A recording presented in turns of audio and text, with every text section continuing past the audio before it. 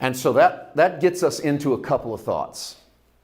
Love God above all others and love your neighbor as yourself. There, on that hangs the law and the prophets. The opposite of this would be idolatry and injustice. Think about it. If love the Lord your God above all others is the rule, what would be the opposite of loving the Lord your God above all others? It would mean you loved something else other than God. That's idolatry. That's the very definition of it. If you didn't love your neighbor as yourself, that would be the ultimate injustice to your neighbor. And so the transverse of loving the Lord your God and loving your neighbor as yourself is idolatry and injustice. Please hear this. It's all the new covenant cares about. The Bible is full of replacing your idolatry and replacing your injustice with the one God and caring about your neighbor. From Genesis to Revelation, that's the message of Christianity. I want to say it again. Christianity is not about missing hell and going to heaven.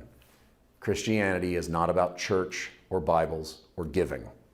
All of that stuff's fine, great, and good. You need it. Christianity, the faith.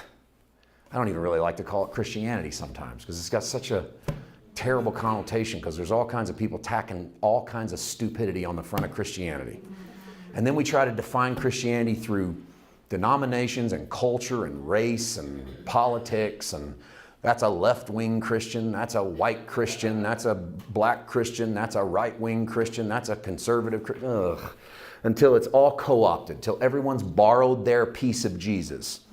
And it seems to me that Jesus says, I come to fulfill this. There's one God and your neighbor is important. Figure it out and listen up because I'm going to give you some tips on how to do that. And that's what this sermon really tries to do. That leads us to John the Baptist. How does that lead? Go back. How does that lead to John the Baptist? Well, here's why. And this is to me where I messed this sermon up for a long time. This is full disclosure. Why I had a trouble landing in the right spot with the Sermon on the Mount is because I didn't make the proper correlation between the ministry of John the Baptist and the ministry of Jesus. So I'm going to try to remedy that tonight, and maybe it'll help you, all right? You may be miles down the road on this, so forgive me. But I'm going to try to get you to the place where I am in this journey, because I think if we could get the John the Baptist thing down, we might get the Jesus thing down. And I think we've got the Jesus thing down, but we don't have the John the Baptist thing down, which means we probably don't have the Jesus thing down.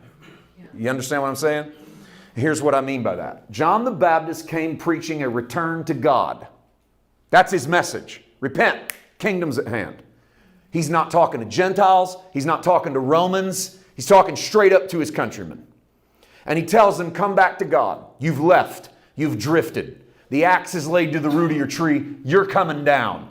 He goes, you're a brood of vipers. You bunch of snakes. He goes, you think you're one thing, but you're really another. And he goes, you need to come back to God. John's really trying to get them to turn inward. He's trying to get them to turn to what matters. Put first things first. The problem with John is he's not the walking embodiment of grace and truth. That's Jesus. John 1 doesn't say, the law was given by Moses, grace and truth came by John and Jesus. No. Grace and truth came by Jesus. So John is essentially an old covenant prophet standing on the doorstep of a new covenant world. And he's yelling at an old covenant people, for the 1,000th time you've left God. You left God in Jeremiah's day. You left God in Isaiah's day. You left God in Ezekiel's day.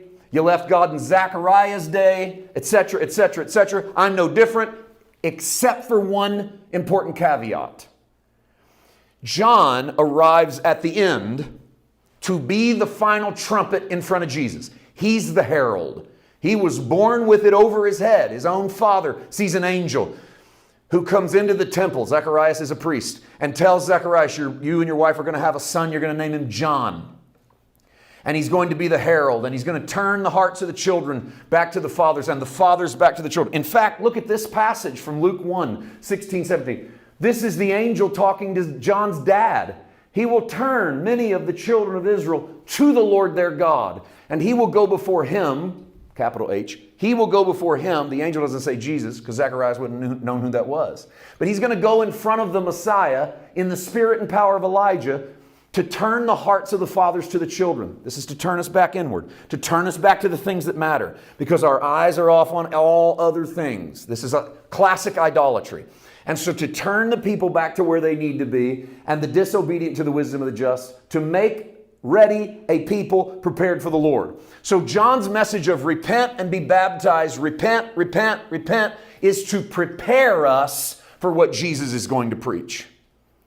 The preparation for the Messiah is the message of John the Baptist, because the preparation for what Jesus will preach is that we have to remove the idolatry. We have to go back to God. Why? What's the greatest commandment of the law? Love the Lord your God with all your heart, soul, strength, mind. What's great 1B?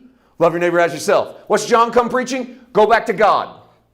What's Jesus come preaching? Neighbor. Sermon on the Mount. Because the Sermon on the Mount is not turn to God, turn to God, turn to God, turn to God. No, the Sermon on the Mount is 3 chapters of turn to your neighbor, turn to your enemy, turn to your persecutor, turn to the nation, turn to the soldier. It's outward, outward. Why? Because John comes to bring Israel back inward to the one God. Love the Lord your God. Jesus comes, so you could think of it this way. John comes to preach repent. Jesus comes to preach receive. Repent, come back to God. And when I say Jesus comes to preach receive, don't fall into the classic trap of thinking I mean receive Jesus. I don't. So let's start over. John comes preaching repent, change your mind about God, come back, get rid of the other gods. Jesus comes preaching receive your neighbor as if they were yourself.